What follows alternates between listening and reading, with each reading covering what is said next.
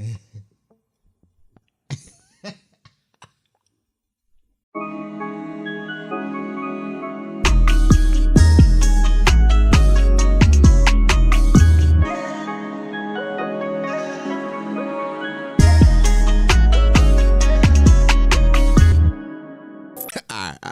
You knew this was coming. And I personally feel like I'm the perfect person to talk about this. Are you sure about that? That's how I personally feel, because it's going to be unbiased, straight.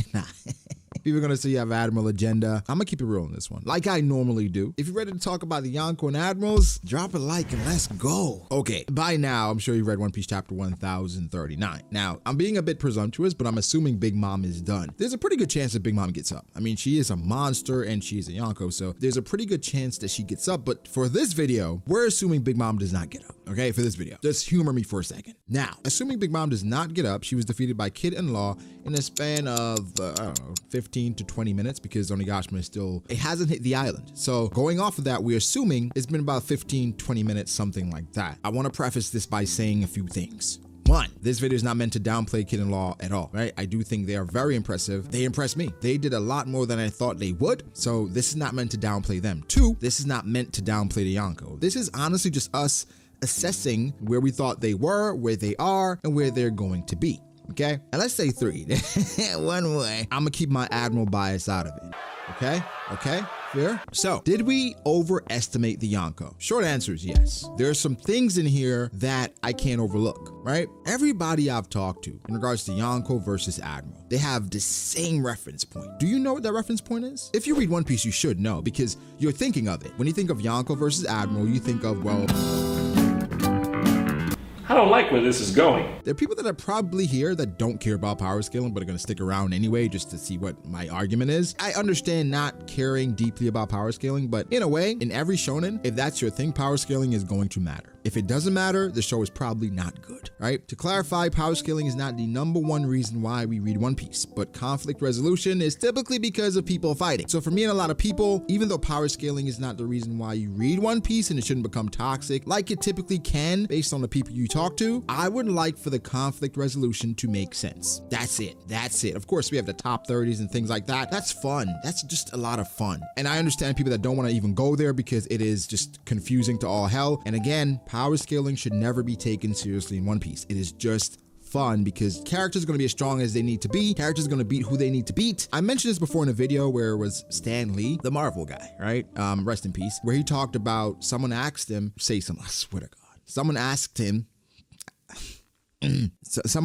right? Who would win between this character and this character? He said, well, obviously who's going to win is who I want to win at the time. That's it, who I want to win. So for power scaling, initially I was like, well, that's a cop-out. It's a cop-out because you can't establish things within the story, then all of a sudden it's like, oh, that doesn't matter anymore. This person's going to win because that person needs to win. And that's partially true, but another part of it is, well, yeah, they can do whatever the hell they want to do. They're the author, right? And in a way, I had to come to terms with that. In One Piece, where it doesn't matter who I think should win, who Oda wants to win is going to win because that person has to win at the time. Even if I felt like Luffy was weaker than Katakuri, Luffy had to win. You just got to chalk it up, say, hey, Luffy's stronger, move on. I don't agree with that, but that's what you got to do. Anyway, did we overestimate the Yonko? Going back to the reference point that you guys are all thinking of is a subscribe button. Yes.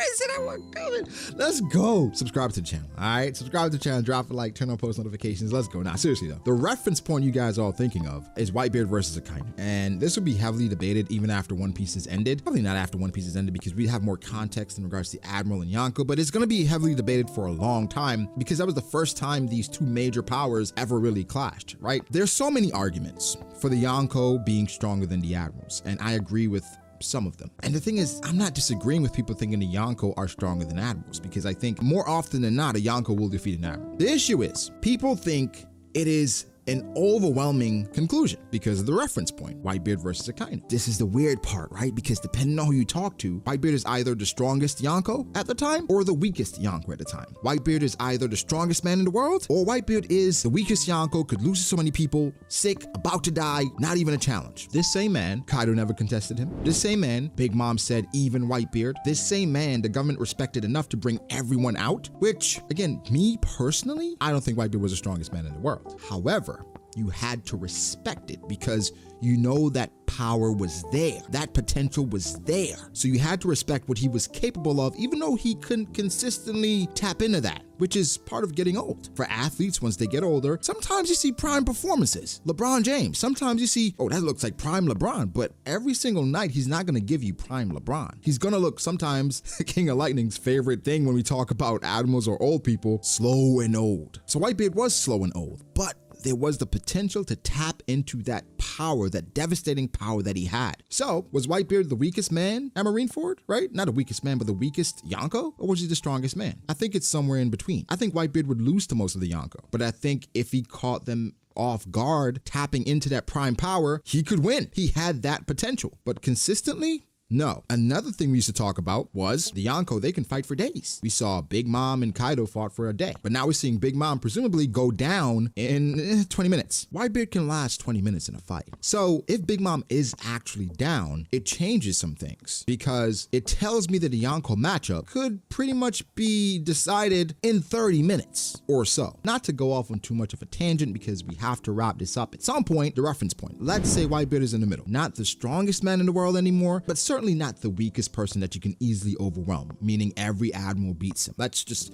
split the difference. This person at Marineford, let's look at the portrayal. The world government, they brought everyone. Why would they bring everyone for one old sick Yonko? Well, no one had any idea how sick he was. That's the first thing. No one outside of his crew, at least. Secondly, Whitebeard had the greatest fleet, the greatest army, the greatest force in the world, meaning he had the greatest crew in the world. His crew, his army, his force was the greatest. So therefore, the world government, not knowing who would ally with Whitebeard, they have to bring out the big guns because what if another Yonko decided to ally with him? You weren't sure. You have to be careful. And again, it is Whitebeard. And what you think of with Whitebeard is Prime Beard being able to destroy the world. So let's assume Prime Beard coming in, yes, he is sick, but he can fight for a period of time at his peak performance. The story portrayed, in my opinion, Akainu from the beginning as the strongest admiral. The last one to be revealed, the one in the middle, the one with the personality that showed he was willing to do whatever, that was the portrayal of Akainu. So as the fight is going on, the war is going on, you're already looking at that matchup,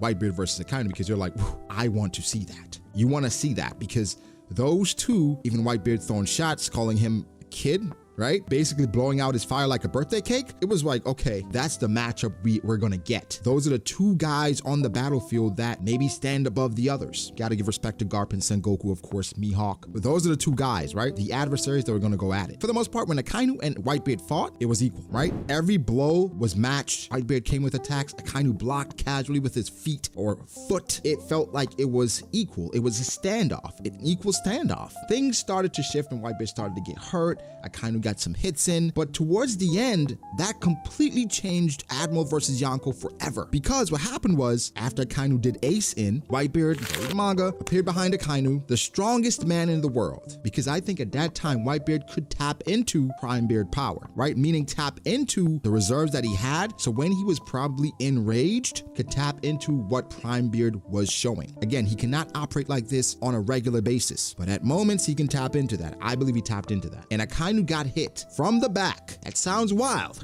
but that's what happened. He got hit from the back by the world's strongest man. Now, something I want to reference here. We had a similar scenario where someone like Oden, who people felt like was stronger than Kaido, got hit with an attack from the world's strongest creature. Probably wasn't that at the time, but a pretty strong individual, and was out cold. Even though we felt like he was stronger, was out cold.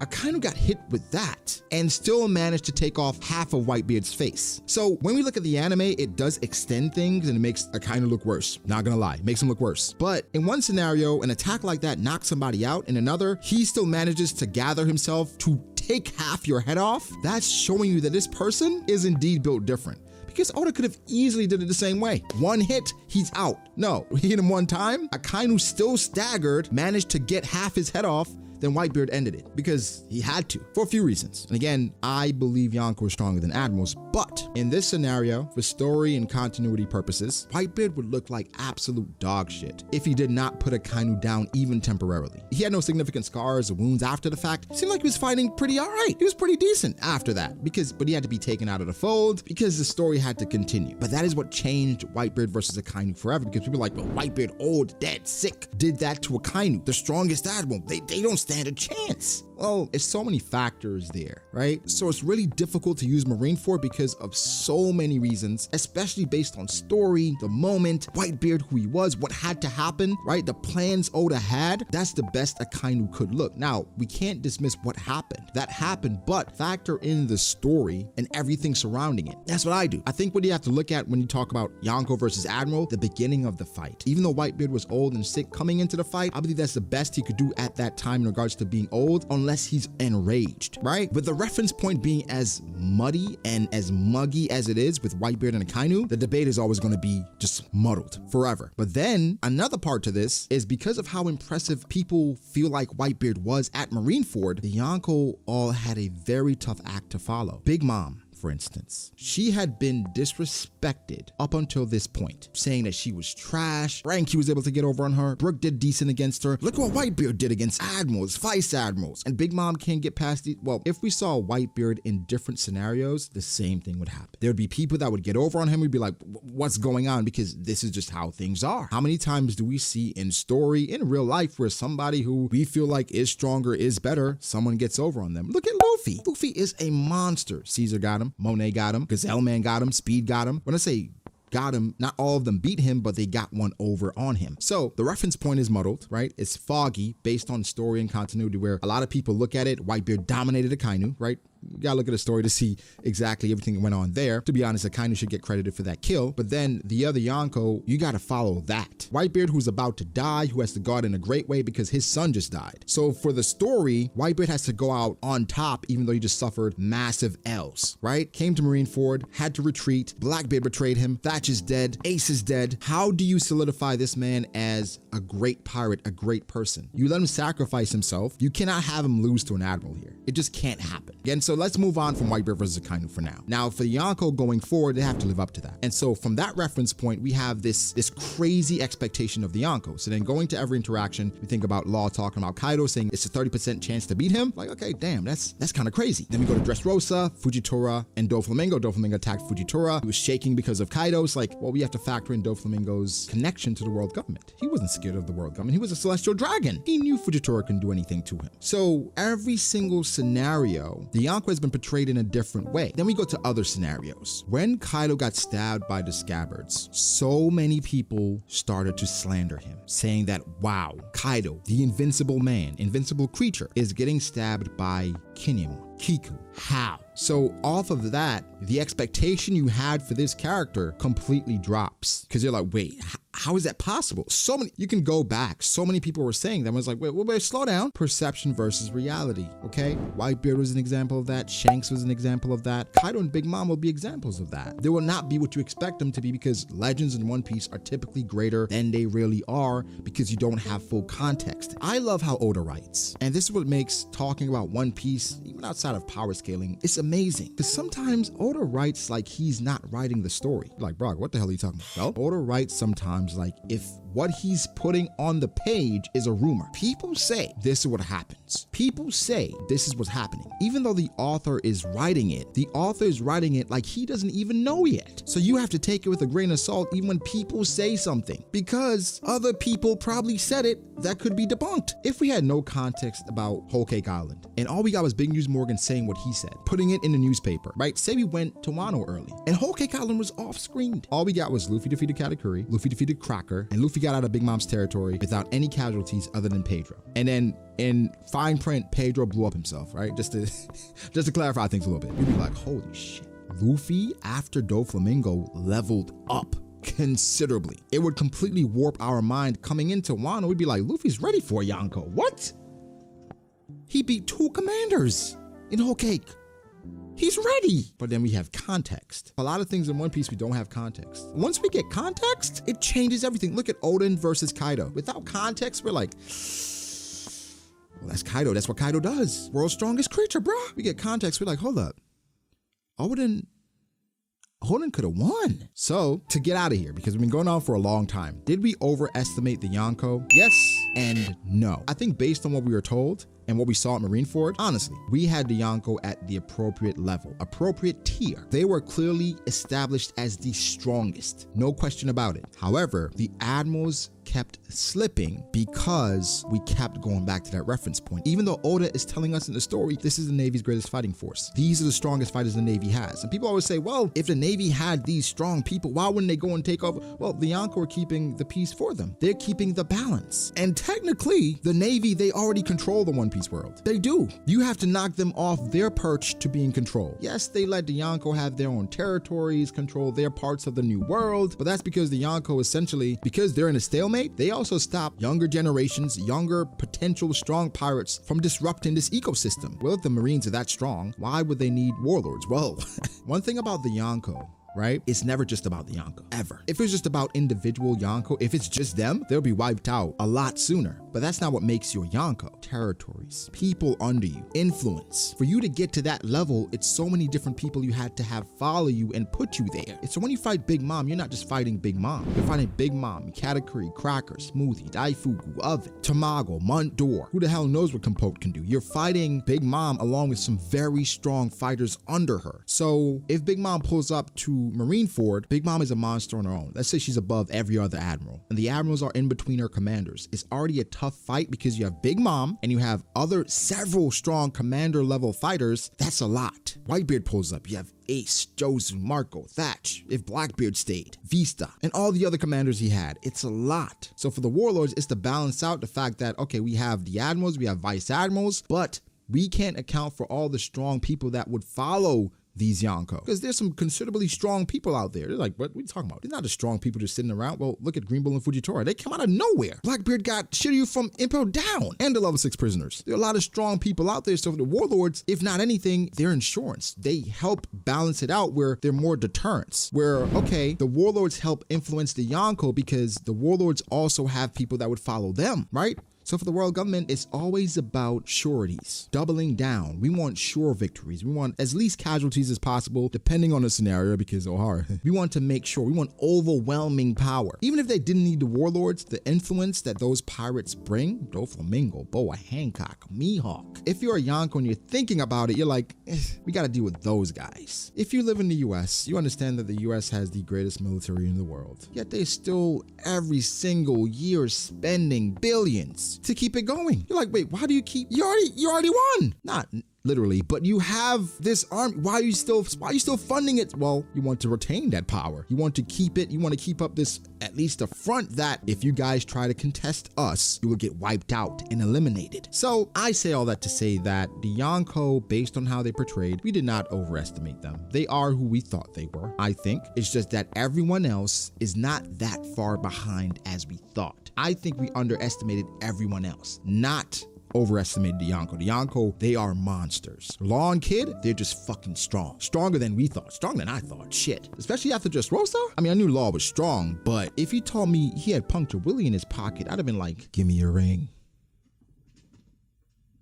I'm saying. But y'all, give me your thoughts. How do you feel about it? Do you feel like we overestimated the Yonko? I don't think so. I think they're legit. But give me your thoughts. Make sure to like the video if you did. Subscribe to the channel for more content like this. Follow me on Twitter at BrogDAs. Follow me on Instagram, BrogDAs. Thank you for our patrons. What? Thank you to my patrons. I appreciate you guys all so much. Again, guys, be sure to like and subscribe, and I'll catch you in the next one. Peace.